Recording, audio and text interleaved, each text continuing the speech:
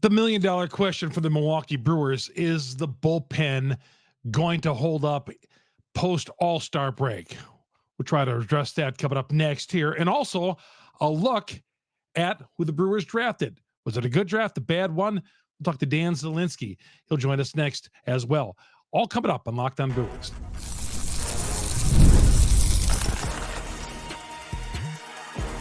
You are Locked On Brewers, your daily Milwaukee Brewers podcast. Part of the Locked On Podcast Network, your team every day.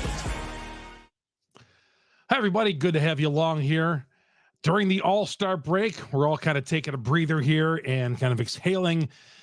You know, it's that first half of the season, even though the Brewers got a 4.5 game lead, well, you know, some of those games cause us to raise our blood pressure a little bit, take a deep breath. I don't believe in that taking that deep breath BS, man. Hey, this is the stress of a Major League Baseball season. There's going to be ups and downs and all that, but we've had more ups than downs. Let's hope that that trend isn't reversed as we get to the second part of the season. Chuck Freeman, Locked On Brewers, part of Locked On Podcast Network. We are your team every day. Hey, everybody, thanks for joining me, as always, here on Locked On Brewers, especially during the All-Star break, middle of summer. People are heading out in the great vacation land of Wisconsin.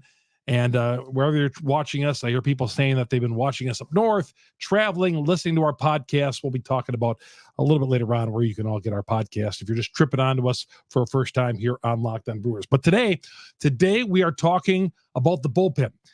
The question I get asked most of all, especially here during the break, whether it's out on the golf course, whether I'm out and about, going to my favorite Mexican restaurant, wherever, it's Chuck. Do you think the bullpen is going to hold up in the second part of the season? That's been an age-long question, I feel, since day one, since the Brewers really taxed their bullpen right from the very beginning. I don't know if it's gonna hold up. I don't know. I do know this. There are some guys you can count on, and some guys whose trust you cannot count on in that bullpen. We're gonna go right there right off the bat. Guys you could trust out of this bullpen, guys you cannot trust out of this bullpen, because there's a lot of arms out there, and there's a few guys you can't trust. And we'll get to that coming up here in a little bit. Number one on my list, Payne. Man, I love this guy last year. Absolutely loved him. Thought he had closer's material. His stuff, wicked. He's leaving some of that pitch over the middle of that plate and a little up in the strike zone these days, especially toward the end of the proverbial first half of the season. Payne, can't trust him in high leverage spots whatsoever. Not at all. I hope he proves me wrong. Obviously, the Brewers are going to need him in the second part of the season, but quite honestly, at this point, and I was not there last year with him, but at this point, when Payne is pitching, I'm watching the game over my coffee table in my living room. When I'm not at the game, I'm like peeking over. Oh, no, here we go. And I feel that way with Pagero as well. Pagero, I did not have as much trust with him last year. Pagero, to me, it's got to be a 2 or 3 run game before I want to see Pagero in this game. That's where my trust is with him right now. Payne, even though he slid a little bit, feel a little bit more trusted because he's earned some equity from last year. Pagero, not yet.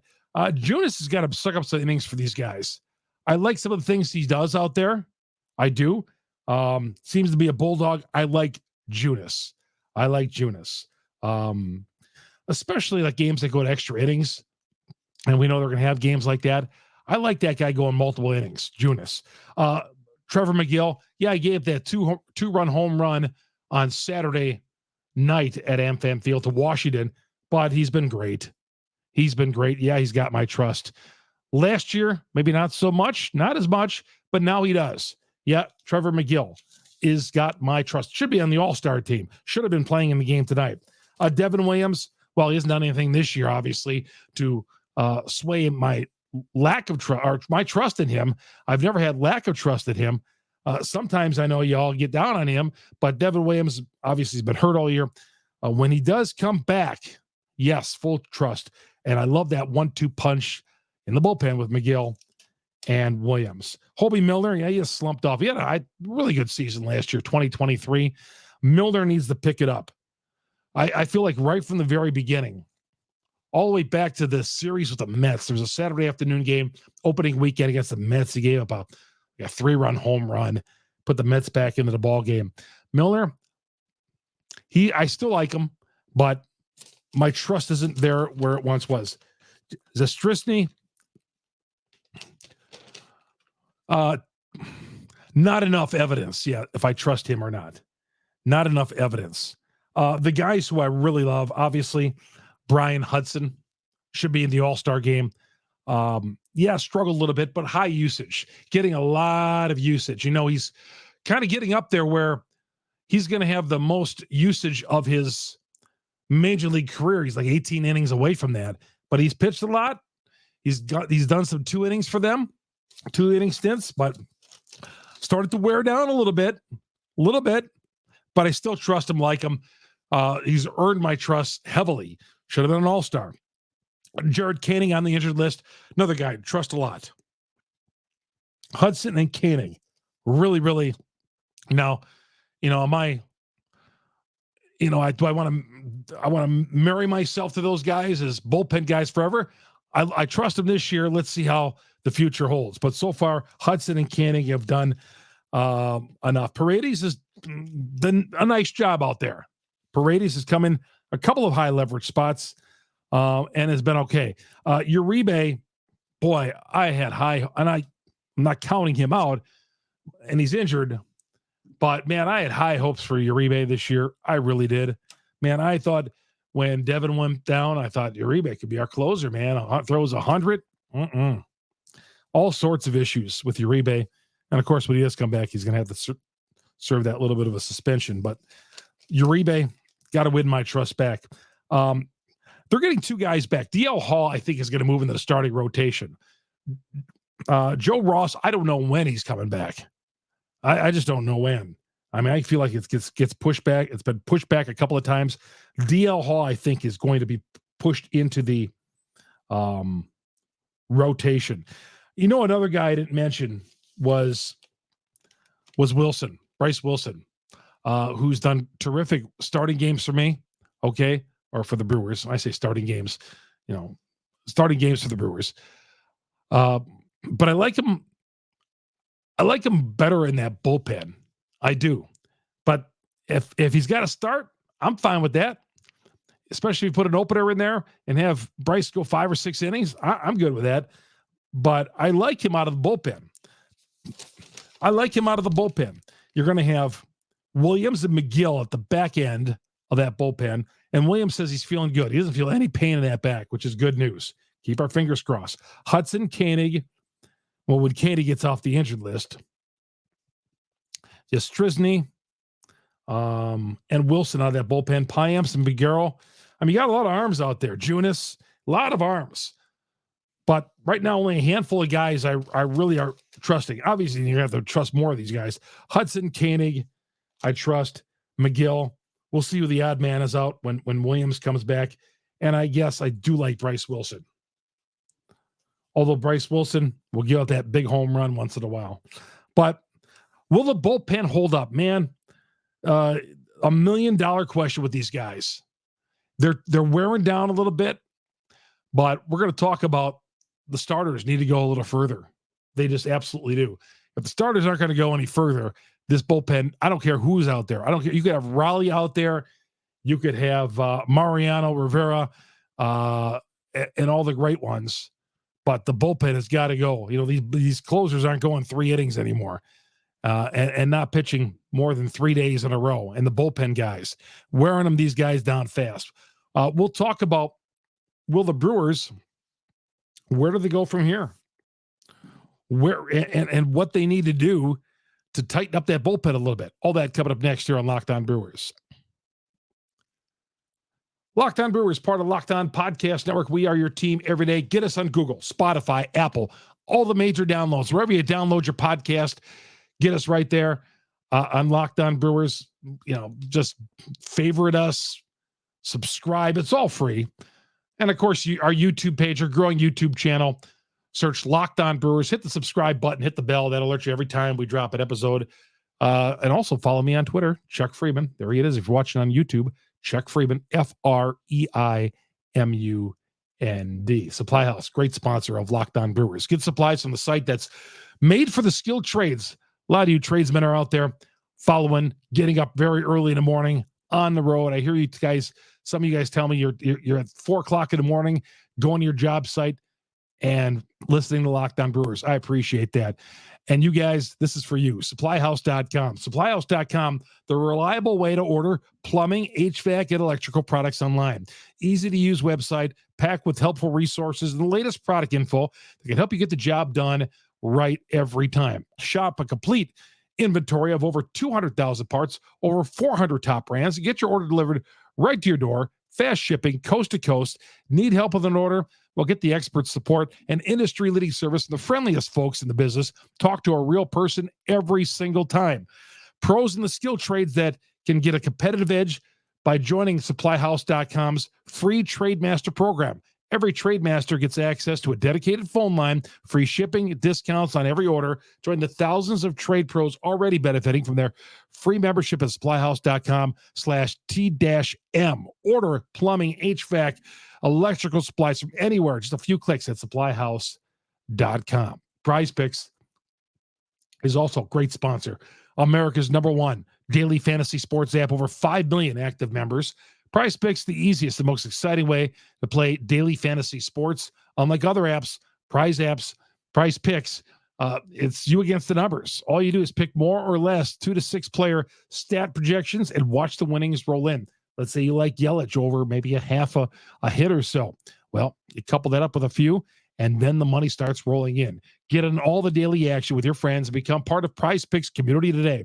You could win 100 times your money. PrizePicks, as little as 4 correct picks, you could turn 10 into 1,000. So download the PrizePicks app today. Use the promo code LOCKEDONMLB for that first deposit match up to $100. That's code LOCKEDONMLB. PrizePicks for that first deposit match up to $100. Pick more, pick less. It's that easy with PrizePicks. Chuck Freeman here on Locked On Brewers. Part of the Locked On Podcast Network. We are your team every day. Dan Zielinski is going to join us in a little bit. We're going to talk to Dan and see what he thinks about who the Brewers draft. I'm going to ask him some questions about Braylon Payne. Dan's from baseballprospectjournal.com. All right. The Brewers have the second least amount of quality starts in Major League Baseball. That is got to change. Okay. I talked to you yesterday about Freddie Peralta getting more quality starts. He's got to up that a little bit, and a few other guys. I don't know if they're honestly capable of doing it, though. I don't know if the guys in this starting rotation are capable of throwing quality starts. I think Savale is. Colin Ray, certainly. Peralta. But after that, I don't know. I really don't know. And they need it. I mean, can you count on Ray and Savale to give you quality starts? I mean, these 4-inning starts by some of the guys toward the bottom of the rotation, that's just going to destroy this bullpen. And it's already in tatters already. Brewers have always gone out, I feel, and got themselves some bullpen help. Some have been good. Some have mostly not been good. You know, that Andrew Chafin they got last year. God, they got him from the Cubs. I thought that was going to be a great pickup. Terrible. You got that kid from the Dodgers, Taylor, what's his face, a couple of years ago. All right, not from the Dodgers, from the Padres. Thought he was going to be great, and he was terrible. Terrible. Giving up rockets all over the place. So, yeah, the moves the Brewers have made for bullpen help have not been great. History shows for many years, for a decade or so, maybe more, that longer than a decade, what the Brewers have done for their bullpen has not been good. Picking up arms, and in some cases, they've given away a lot of prospects for some of these guys. But yeah, their bullpen moves have not been great at the trading deadline. Got to be better, because I think they're going to pick up an arm. You know, hopefully it's something better than some cast off, because the Brewers need some help in that bullpen.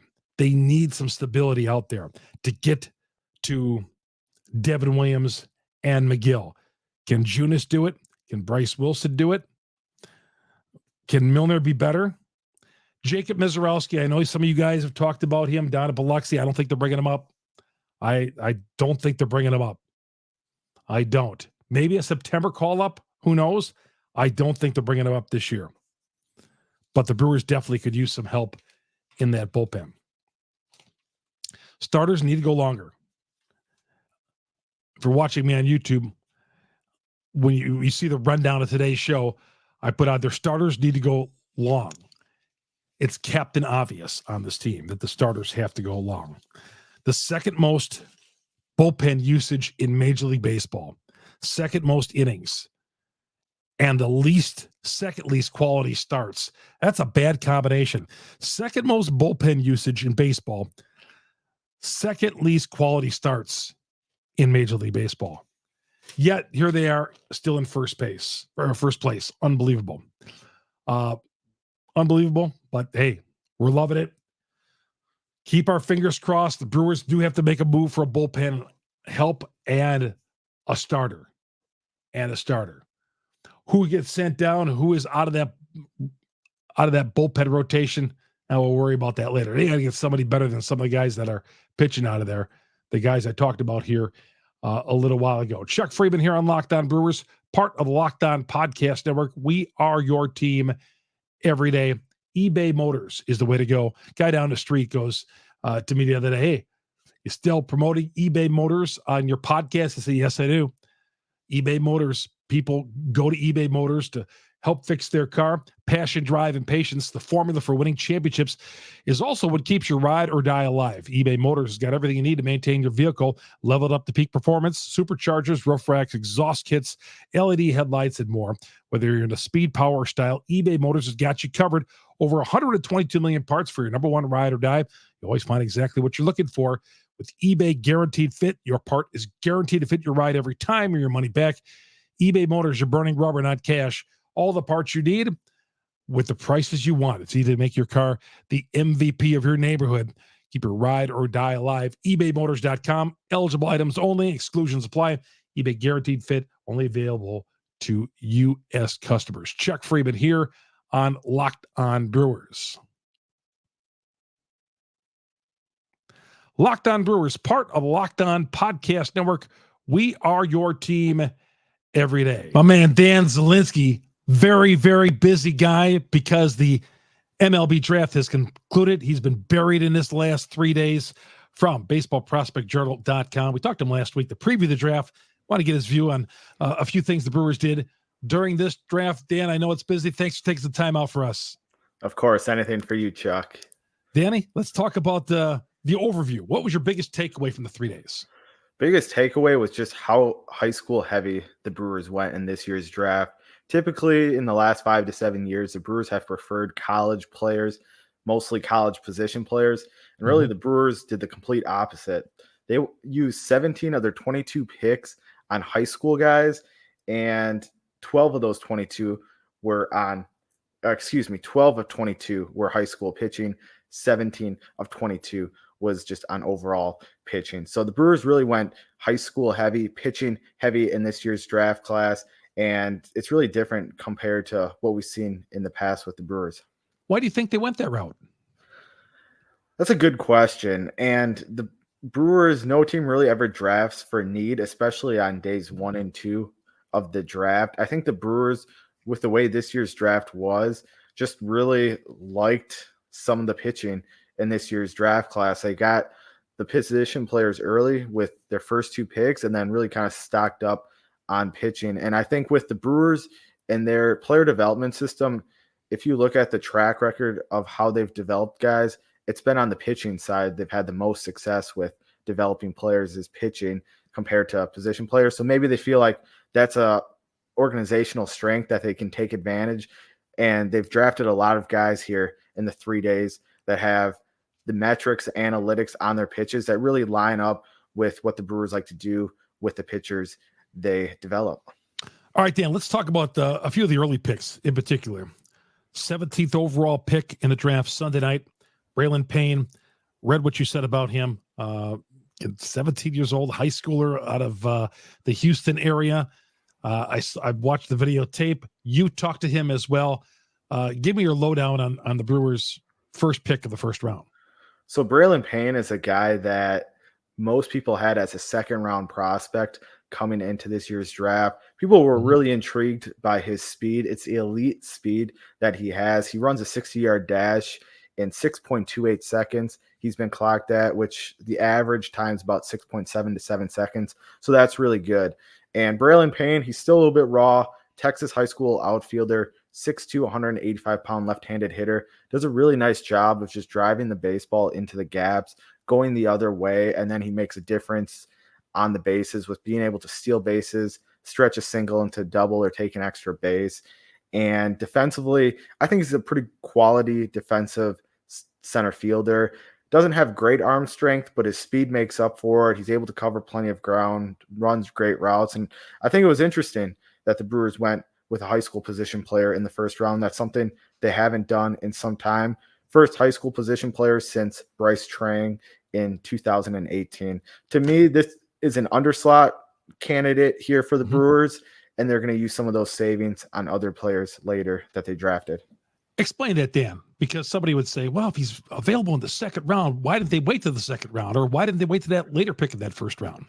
Yeah, so the MLB draft, not only is it about getting the best player available or best player on your board, but it's also about maximizing all your assets and really getting the best overall draft capital that you can. Just because baseball, it's so hard to develop these guys, and that's why there's so many minor leaguers, because only so few of these guys actually pan out into major league players. And when we're looking at the draft, the Brewers have been an organization that prioritizes getting the most out of all their picks. So they haven't always been just kind of take first round talent in the first round, second. They like to, stretch that out. So with what the Brewers did, they really got 4, maybe 5 top 70 to top 100 prospects in this year's draft because of them going under slot in the first round, as well as kind of balancing some other picks too because of that money. Now, the Brewers' 20-year-old Jackson Chourio looks like the real deal. Now, at 17 years old, what do you think the process is for this kid who's coming out of high school as far as his development as a major league, getting him into the major leagues? So eventually, obviously, he's not going to be here for a while. Yeah, it's going to take a lot of time. They'll get him signed here in the next month or few weeks, and then he'll report probably to Arizona, where they usually like to do kind of like an orientation process and kind of just get their feet wet playing some games. And then because he's a high school guy, they may assign him to, rookie ball or, Class A, their lowest level, or they might just keep him in the Arizona Complex League and play him there the rest of the season and let him kind of get his feet wet before next season. So they'll take it slow here early on before next season. And then we're looking at probably 3-4 years at least until this guy's in the major leagues. And for sure, I mean, Houston, he was committed to Houston to play college ball for sure. He's not going to Houston. He's not going to Houston. Very rarely does a top 10 round guy not sign. Conversations happen before the pick to make teams comfortable, know that the player is going to sign. Because back in the old days, I'm talking about the 80s, the Brewers would lose their first round draft pick because they draft somebody like an Alex Fernandez, and then they wouldn't sign him, and then they would lose him. But you're saying this guy's for sure is ticketed. How about the second first round pick, the Corbin Burns pick, we call it, Blake Burke, first baseman, left-hander, 6'3", 238. What's your read on him? First baseman the Brewers have drafted in the first round since Prince Fielder. So it's been a while. Brewers don't usually go after corner infielders. They did it last year with Brock Wilken. Now they come back this year and get Blake Burke. He's a guy I saw numerous times play live in person when I was covering the College World Series. He's more of an offensive first player, really like the size at 6'3", 236, more power over hit when we look at the tools, but he consistently squares up the baseballs, able to drive it into the gaps, hit for above average power, and he has made strides with his plate discipline. That's something he's improved each and every year at Tennessee. He's done a better job of limiting his swings on pitches out of the strike zone, and I think that's something that's going to continue to get better as he matures and develops. Defensively, he's also made strides. I think he's a quality, average defensive first baseman. He gets the job done. When I saw him at the College World Series, I saw him make numerous diving plays to get a ground ball and get the out. He, reached multiple times to get errant throws and get the out. So I think scouts and other people kind of overlook his defense. I think it's actually better than most give him credit for, and he shows some athleticism too. So I think a good pick here. He was a guy that was kind of, again, second round value. Get him here at 34. Maybe they sign him for a little bit less than that $2.7 million projected signing bonus allotment. And of course, some college experience, a little older than Payne, the other first round draft pick. What's the timetable on a kid like this? I mean, you would hope he would move quicker, 2 years, maybe 3 years. It really just depends. Really, next year is going to be a big year for Blake Burke, and it's really going to be a big year for all. Have to get off to a good start. If they get off to a good start, then the Brewers are going to be a little bit more aggressive and move, especially a guy like Blake Burke, who's played against SEC pitching, which is by far the best conference in college baseball. If he has success early, they're going to be more aggressive as they move him throughout the minor leagues. All right, let's talk about the first two pitchers they selected. Bryce Message, Chris Livonis, two guys that they took out of high schools in New Jersey. Give us a rundown on Message, first of all. Yeah. First, both these guys, very similar kind of profiles, slightly different when it comes to size and slightly differences in pitches. But for Message, he's a guy that comes from an athletic family. His dad was a pitching coach for many years at Princeton. His mom was a field hockey coach at the D1 level, and his uncle is the current bullpen coach for the Pittsburgh Pirates. So he comes from a family that is athletic and prioritizes education. So before we get into the skill set, he's a Virginia commitment. Signing bonus slot value for the 57th overall picks, $1.56 million. He's probably going to get more than that just because of a strong commitment to Virginia. But looking at the player, 6'3", 215, right-handed pitcher, fastball, slider, curveball, changeup, really athletic. I really like how he repeats his delivery. A guy that's a right-handed pitcher, if you can have someone who is athletic and repeats his delivery and throws a lot of strikes like Message does, that's key for a young prep righty. And mid-90s fastball, touched 98 this spring. Scouts really like his breaking pitches. His slider and strikeout are both really good strikeout pitches, and they're both distinctly different than each other. Sometimes when we see these high school guys, their breaking pitches kind of merge a little bit together. He's done a nice job over the last year of really separating those two and making sure the movement profiles are different. And we talk about the Brewers player development system. They like guys and pitchers with good metrics on their breaking pitches. Message has that, and he's someone that could develop into a number 1, number 2 pitcher down the line.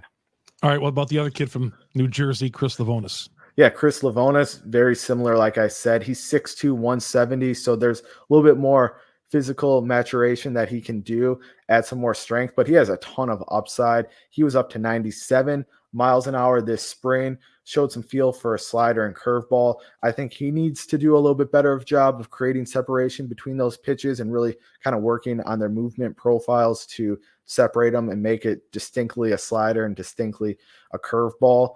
But there's a lot to like with him. He throws from a 3/4 arm slot. It's athletic. It's an up-tempo delivery. And like Message, he's a guy that with some pro development, especially with his pitch mix and the analytics on those pitches, he could develop into someone that is a number 1, number 2 starter down the line. He's another guy that's probably going to command above slot value. Slot value for the 67th overall pick is $1.23 million, and he has a commitment to Wake Forest, which has really become known for developing pitching. They have this state-of-the-art pitching lab, and if you even just watch this year's draft, they had multiple guys, multiple pitchers selected in the first round. Last year, they had the 7th overall pick who was a pitcher. So Wake Forest has really become a hotbed for pitching, so it's going to command an overslot deal for Livonis here too. All right. Obviously, if I asked you about every guy, we'd be here for 3 weeks. So I want to get the top guys at least. But Danny, was there anybody else later on in the draft that you were intrigued at that the Brewers picked? Yeah, there were. And again, for the pitching overall, the Brewers were aggressive with drafting pitching, and they really went with a distinct player profile when it came to their pitchers. Really took almost exclusively right-handed pitching, which I was a little surprised with. But all of these guys, a lot of them, have really good analytics on their pitches. One guy I want to, really liked and wrote about today was Travis Smith. He was a day 3 pick that they selected today, right-handed pitcher out of Kentucky. And he's someone that coming into the year was considered an early round pick potentially in this year's draft. If he could improve his consistency a little bit more, he was the ace of the Kentucky pitching staff early, but it just didn't really all work out for him. Struggled a little bit with his control and that consistency, but he's 6'4", 220. He's got a mid-90s fastball, and someone that I think with a little bit more development, some refinement on the secondary pitches, his control, he could be a guy that profiles as a starter down the line at the major league level. So to get him in the 15th round, great value there if they can get him signed. This offseason, he entered the transfer portal and committed to Mississippi State. To me, I would assume the Brewers are pretty confident that they can sign him since they took him.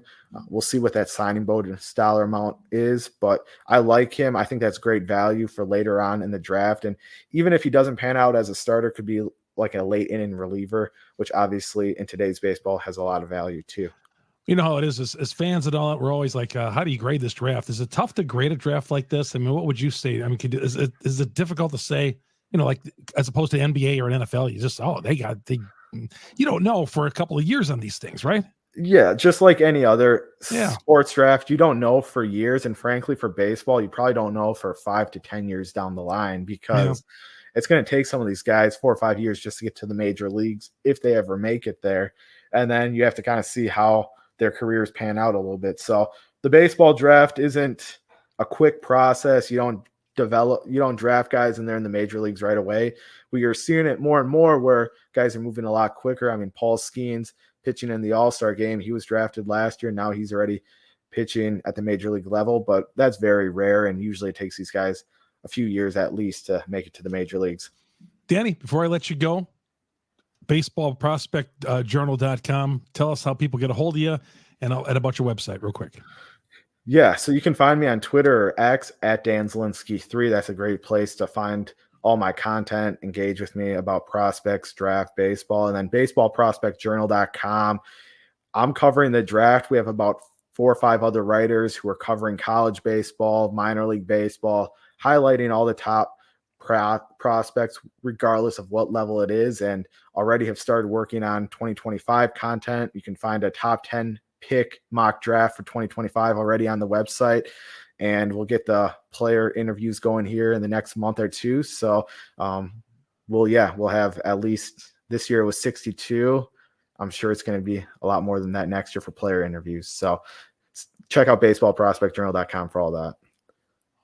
That's awesome. Dan, I didn't tell you, I took batting practice last week with the Fond du Lac Dock Spiders. I got invited out there. Oh, there you go.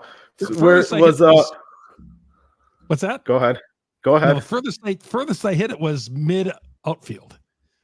Okay. Did you crank one out? Give me some time. Let me think, I haven't swung a bat in about a year. So I had a couple of sharp singles, but the mid right field was probably the furthest. So what were you going to say? I was going to say, did you know that the Brewers' 19th round pick, Noah Wetch, the right-handed pitcher from Manitowoc Lincoln, he was playing for the Fond du Lac Spiders this summer before getting drafted. So no, I didn't. This was last week. This was before the draft. So he was drafted this year. The kid from Lincoln, from Manitowoc. He was playing for the Dock Spiders. He was playing for the Dock Spiders, getting ready, just staying sharp for the draft and whatever's ahead. So and now he's got to go. He's an Oklahoma State commit, so we'll see. But that's awesome. Very good. Hey Dan, thanks a lot. Let's not just communicate when we are on a same flight together or during the draft. Always love talking to you, my friend. Been a great friend over the years. And please check out baseballprospectjournal.com. Dan Zielinski, he is the ace. He was talking about aces. He is the ace of draft gurus out there. Hey, Danny, thanks a lot. Thanks, Chuck. It was fun. Dan Zielinski from BaseballProspectJournal.com. This is Chuck Freeman, Locked On Brewers, part of the Locked On Podcast Network. We are your team every day. Good night, everybody.